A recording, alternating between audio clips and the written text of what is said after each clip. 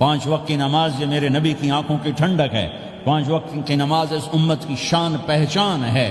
اور اللہ تعالیٰ نے پہلی امتوں پر اتنی بڑی مشقت ڈالی کہ ان کی نماز مسجد کے علاوہ کہیں نہیں ہوتی تھی، مسجد میں ہی ہوتی تھی۔ ہمارے لیے کتنی آسانی کر دی، جاب میں ہے مصلی بچھا نماز پڑھو، چلو مصلی بھی کوئی نہیں، زمین دیکھ اس پر کوئی گندگی تو کوئی نہیں ہے، بس زمین بھی تیرے لیے پاک ہے، چل نماز پڑھا۔ اور آسانی کر دی، پانی کوئی نہیں ہے کوئی بات نہیں، مٹی میں ہاتھ مار، منہ پہ مل، پھر ایک ہاتھ مار، یوں کر، چل نماز پڑھ، میں تیری قبول کروں گا۔ یہ کسی امت کے ساتھ یہ نہیں ہوا، انہیں وضو ہی کرنا تھا چاہے پانی 50 میل پر موجود ہو۔ اور ہمارے لیے پانی کوئی نہیں ہے، چلو تیمم، مٹی میں ہاتھ ہمارا یوں کیا، پھر ہاتھ ہمارا ایک یوں کیا ایک یوں کیا، چل بھائی اللہ اکبر قبول۔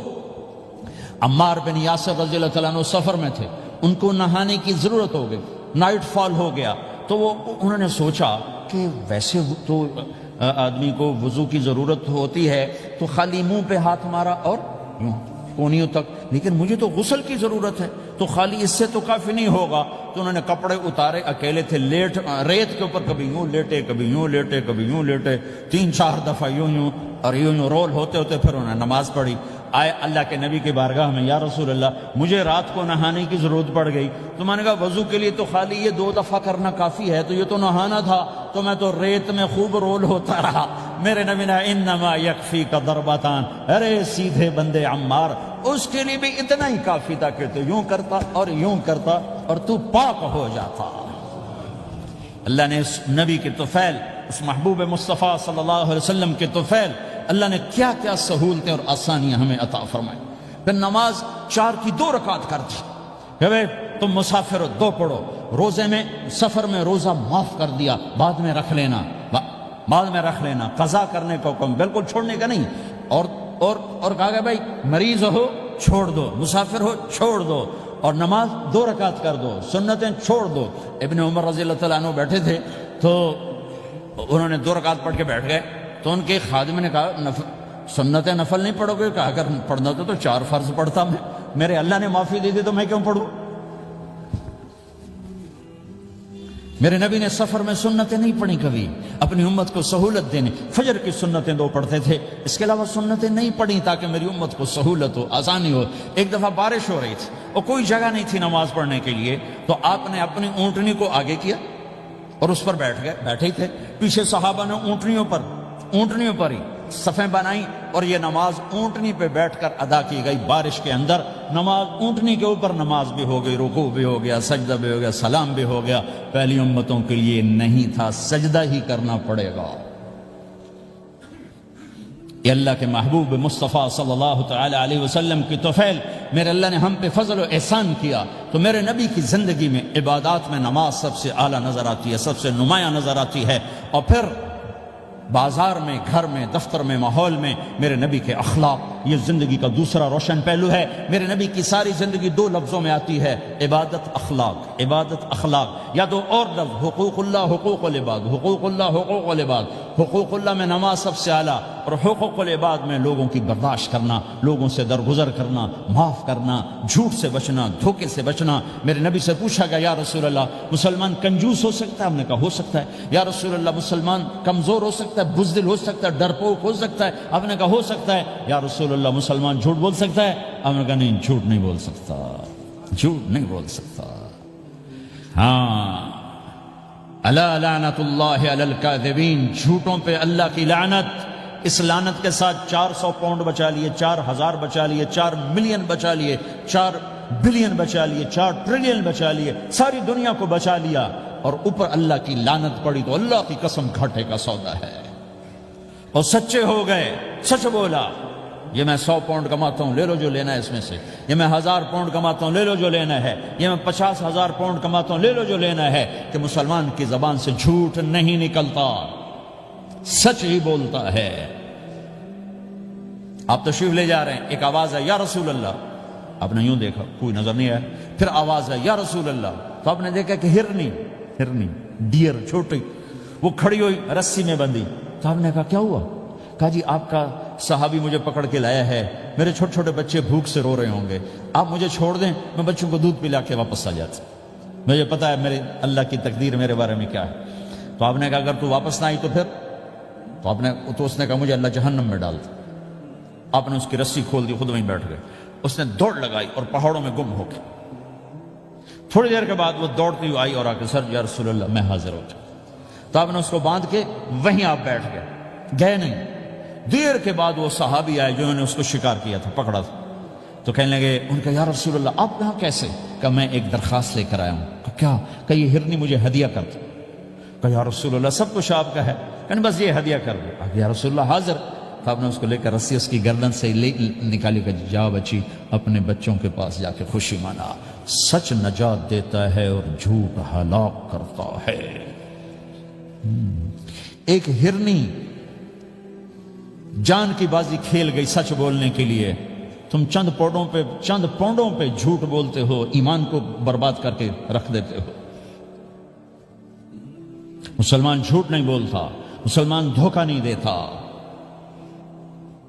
مسلمان کی زبان سے سخت بول نہیں نکلتا، کسی کو بے عزت نہیں کرتا، کسی کو کی بے اکرامی نہیں کرتا، کسی کا دل نہیں توڑتا، کسی کو ذلیل نہیں کرتا، خود سہتا ہے، اوروں کو خوشیاں دیتا ہے، خود دکھ سہتا ہے، اوروں کو راحت دیتا ہے، خود تکلیف سہتا ہے۔ یہ میرے نبی کے اخلاق ہیں، یہ میرے نبی کی زندگی ہے، اور یہ اسلام کا سب سے بڑا چیپٹر ہے اور سب سے مشکل چیپٹر ہے۔ جب میرے نبی نے لمبی نمازیں پڑھی تو اللہ نے روک دیا کہ میرے حبیب ما انزلنا علیک القرآن لتشقى، اتنی لمبی نماز نہ پڑھ کے تو تھک جائے۔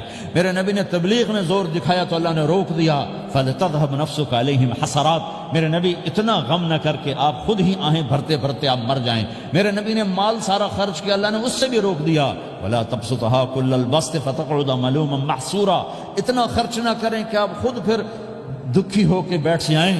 خرچ کرنا بہت بڑا عمل، تبلیغ سب سے سارے عملوں کا سردار عمل، تبلیغ سے بڑا کوئی کام ہوتا تو اللہ نبیوں کو دیتا، اگر تبلیغ سے بڑھ کر کوئی کام ہوتا تو اللہ نبیوں کو دیتا، گشت سے بڑھ کر کوئی محنت ہوتی تو اللہ نبیوں کو دیتا۔ 950 سال نوح علیہ السلام گشتی کر رہے ہیں، اور اللہ کی مان لو، اللہ کی مان لو، اتنا عظیم عمل کا میرے نبی درمیانہ نماز سب سے بڑی عبادت، میرے نبی درمیانہ کام، لیکن جب میرے نبی نے اخلاق اچھے کیے، دشمن کو معاف کرنا۔ لیکن ایک آدمی آپ سوئے ہوئے تھے، آپ کی تلوار لٹکی تھی، ایک آدمی آیا، اس نے آپ کی تلوار اتاری اور یوں ہماری پسلی میں، آپ اٹھ کے بیٹھ گئے۔ اب وہ قتل کے ارادے کے لیے آ چکا ہے اور تلوار یہاں ہے، کہتا من یمنعک منی، اب بول تمہیں کون بچائے گا؟ تو آپ نے مسکراتے ہوئے کہا اللہ، تو اس کے ہاتھ سے تلوار گر پڑی، تو آپ نے اٹھا لی، آپ نے یوں سیدھی کی، اب تو بچا، تجھے کون بچائے گا؟ وہ کہنے لگا مجھے تو ہی بچائے گا، وہ تو اللہ کو جانتا نہیں تھا، کہا بابا مجھے تو ہی بچائے گا۔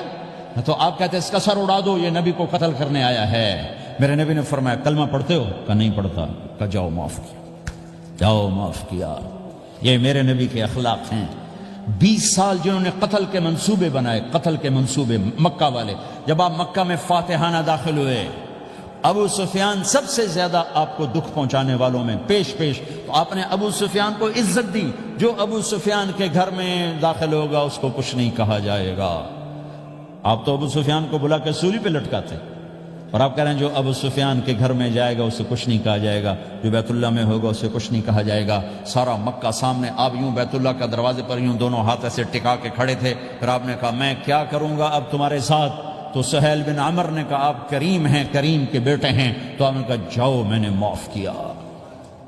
یہ اخلاق آج مٹ چکے ہیں، مردوں سے، عورتوں سے، علم والوں سے، خانقاہ والوں سے، تبلیغ والوں سے، سب زیرو ہوئے پڑے ہیں۔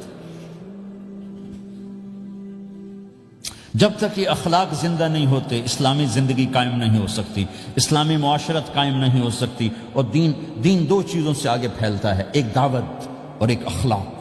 دعوت اور اخلاق، دعوت نہیں ہوگی تو اخلاق وہیں پڑے رہ جائیں گے، اخلاق نہیں ہوں گے تو دعوت کوئی قبول نہیں کرے گا۔ میرے نبی نے کتنے معجزے دکھائے مکے میں، نہیں کلمہ پڑھا۔ بدر میں ان کے 70 مارے گئے، فرشتوں کو دیکھا، جبریل کے گھوڑے کی آواز سنی، کلمہ نہیں پڑھا۔ خندق میں شکست ہوئی، کلمہ نہیں پڑھا۔ پانی نکلتے دیکھا انگلیوں سے، کلمہ نہیں پڑھا۔ ایک بکرے کا ایک بازو پکایا، ایک بازو بکرے کا، ایک اگلا جو بازو تھا، اور 40 آدمیوں نے کھانا کھایا اور ایک بوٹی کم نہیں ہوئی، کلمہ نہیں پڑھا۔ لیکن جب میرے نبی نے کہا جاؤ معاف کیا تو سارے ہی کلمہ پڑ گئے کہ واقعہ یہ اخلاق نبی کے ہو سکتے. حنین کی جنگ میں جب بھاگے لوگ، شکست ہوئی، تو ایک صحابی کا بھاگتے ہوئے پاؤں ہمارے نبی کا پاؤں پر آیا، اور جوتا سخت تھا، تو آپ نے کہا اوجعتنی، اور آپ کے ہاتھ میں چھڑی تھی، آپ نے اس کو یوں ماری، اوجعتنی، ارے تو نے مجھے کتنا زیادہ درد پہنچایا، دکھ پہنچایا. وہ بیچارے پگھل کے رہ گئے اور پریشان ہو گئے، اور فرماتے ہیں سارا دن میں پریشان، ساری رات پریشان کہ اللہ کے نبی کو میں نے تکلیف پہنچائی، اب میرا کیا بنے گا. اگلا دن ہوا تو اعلان ہو رہا تھا بھائی جس کا پاؤں نبی کے پاؤں پہ آیا تھا اس کو اللہ کے نبی بلا رہے ہیں. تو صحابی کہنے کہ میں نے سمجھا بس اب میری تو دنیا بھی گئی اور آخرت بھی گئی، اب میرے اوپر کیس بنے گا اور مجھے ڈانٹ ڈپٹ بھی ہوگی، میرا کتنا بڑا گھاٹا نقصان ہوگا. یہ حاضر ہوئے ڈرتے ڈرتے. تو آپ نے فرمایا میرے بھائی کل میں نے تمہیں چھڑی ماری تھی، وہ مجھے معاف کر دینا، اور یہ 80 اونٹ تمہیں ہدیہ دیتا ہوں، 80 کیملز یعنی 80 پراڈو، 80 رینج روور کا یہ میری طرف سے تمہیں ہدیہ ہے. وہ حیران پریشان، یہ میرے نبی کے اخلاق ہیں، یہ میرے نبی کے اخلاق ہیں. کانٹے بچھانے والی نے 4 دن آنا چھوڑ دیا، بیمار ہو گئی تھی. تو ہم نے کیا بات ہے، وہ ہمارے راستے میں اب کانٹے کوئی نہیں ہیں. کہا یہ وہ بیمار پڑی ہے جو کانٹے بچھاتے تھے. تو آپ اس کے گھر چلے گئے، ماں جی خیریت تو ہے، آپ ٹھیک تو ہیں؟ کہا بیٹا مجھے کلمہ پڑھا دے، بس تیرے اخلاق نے مجھے فتح کر لیا ہے. میرے بھائیوں یہ چیپٹر بھول چکے ہیں، بھول چکے ہیں، بھول چکے ہیں.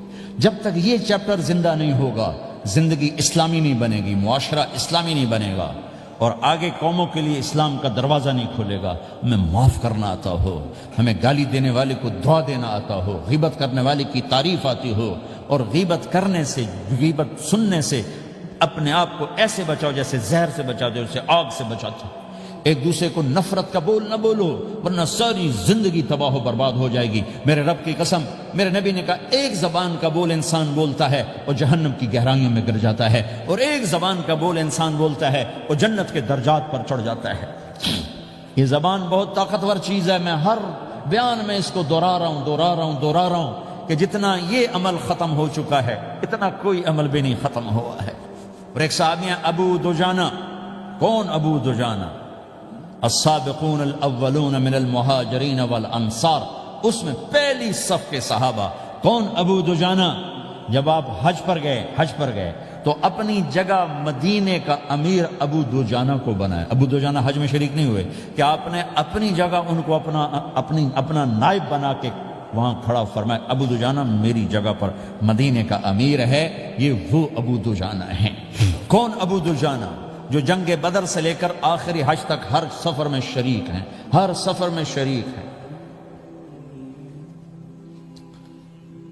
ان کی ایک بات میں بتانا چاہتا ہوں، پہلے تھوڑی سی ان کی ہسٹری بتانا چاہتا ہوں. کون ابو دجانہ؟ احد کی جنگ میں آپ نے تلوار اٹھائی، کہا اس تلوار کو کون لے گا؟ کئی صحابہ کھڑے ہو گئے. آپ نے کہا اس تلوار کا حق کون ادا کرے گا؟ سارے